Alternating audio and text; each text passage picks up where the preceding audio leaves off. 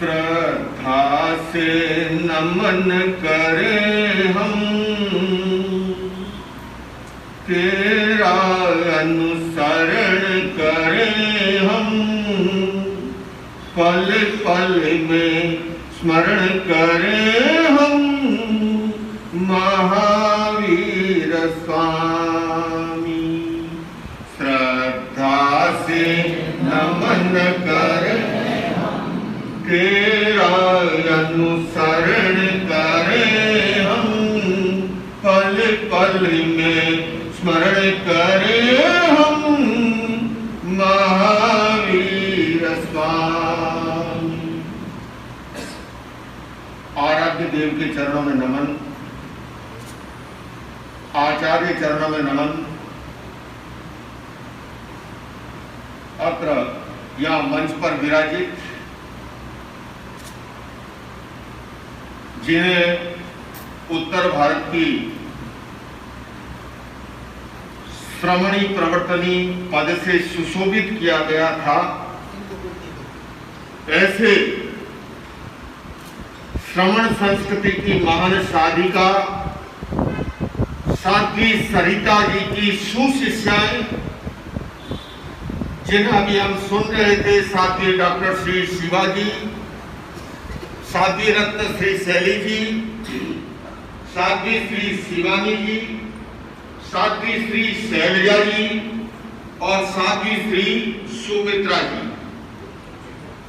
सचमुच में यह आज अद्भुत आनंद का विषय है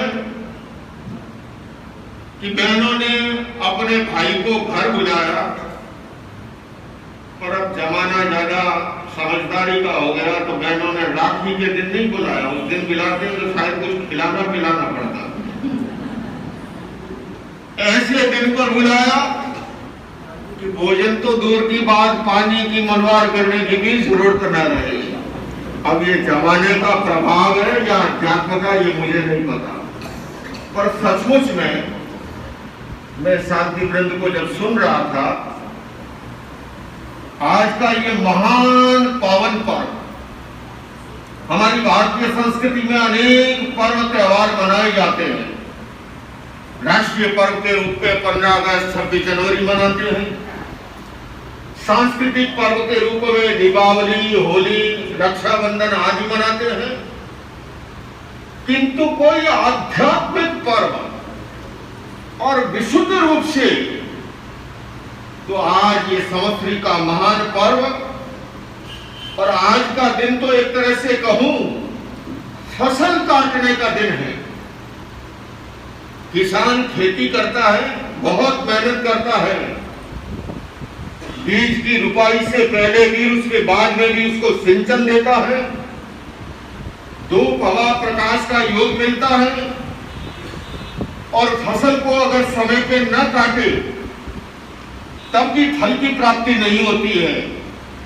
ये हमने आज दिनों तक अपने आप को भावित किया तपस्या के द्वारा, ध्यान के द्वारा, स्वाध्याय के द्वारा, किंतु आज संवत्सरी प्रतिक्रमण के साथ जो इस पर्व का मूल हाथ है, मूल निचोड़ है, वह है अपने आप को सरल, ऋजु और पवित्र बनाकर। तीर्थंकर महावीर कहते हैं कि धर्म का पात्र कौन है? सोई उज्जूय भुजश्च धम्मो शुद्धस्य चिट्ठै। धर्म का पात्र वह है जो सरल है, जो ऋजु है, जो पवित्र है, और क्षमा का आदान प्रदान भी वही कर सकता है जो सरल है। अगर भीतर में सरलता, ऋजुता नहीं है तो अहंकारी और अक्खड़ व्यक्ति कभी क्षमा का आदान प्रदान नहीं कर सकता, खमत्खावना नहीं कर सकता, मिच्छामि दुक्कडम नहीं कर सकता। और अगर नहीं करता है ऐसा तो क्या होता है?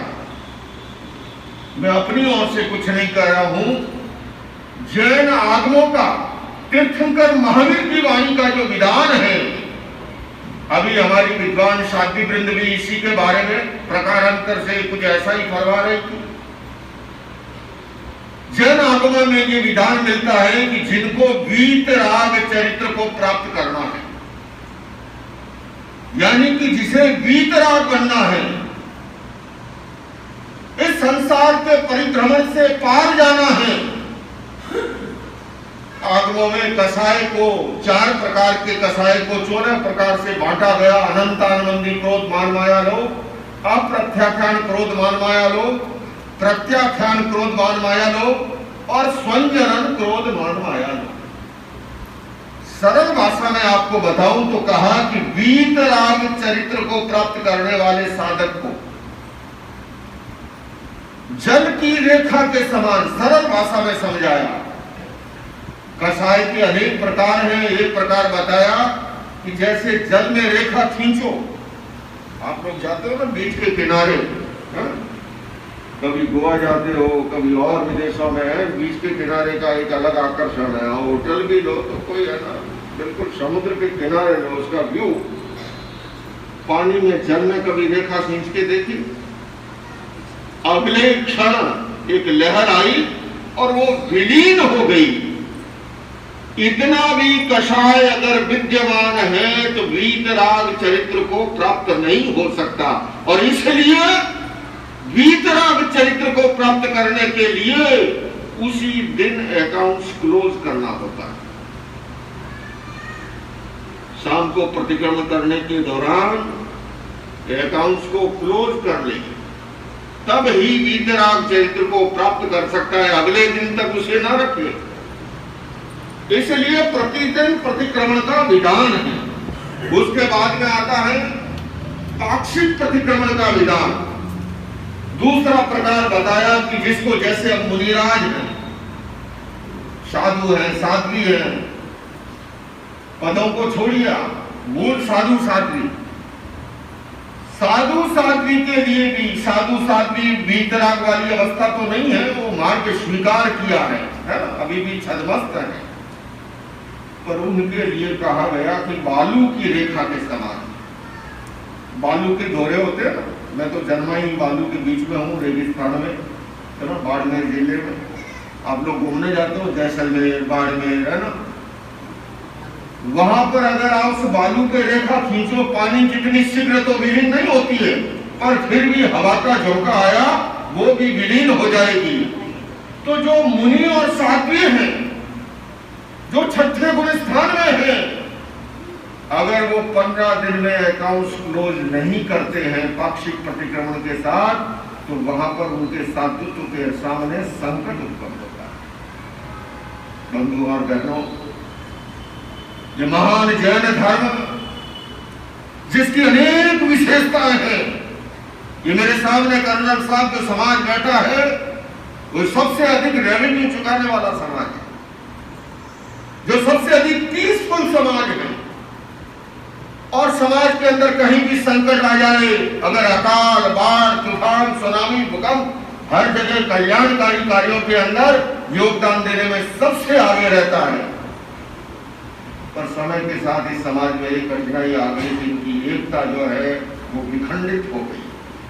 वरना भला अभी साध्वी वृंद कह रही थी, पता नहीं कहां से सब पढ़ के इतिहास निकाल के रखा। मेरे आने से पहले आज का जमाना है, लोग गूगल में जाते हैं, सब कुछ सामने कुंडली पूरी आ जाती है। बोले ये 36-37 साल से 1983 में दीक्षा हुई, इसी पार्लियामेंट में 16-18 पार्लियामेंट मेंबर होते थे, किसी सेठी कैबिनेट मिनिस्टर होते थे, एक से एक मूलचंद दादा, कृतिचंद जैन, डालचंद जैन। आज पूरी पार्लियामेंट में घूम जाओ, जेडी साहब, जेडी जैन साहब, 2 आदमी जैन सांसद नहीं।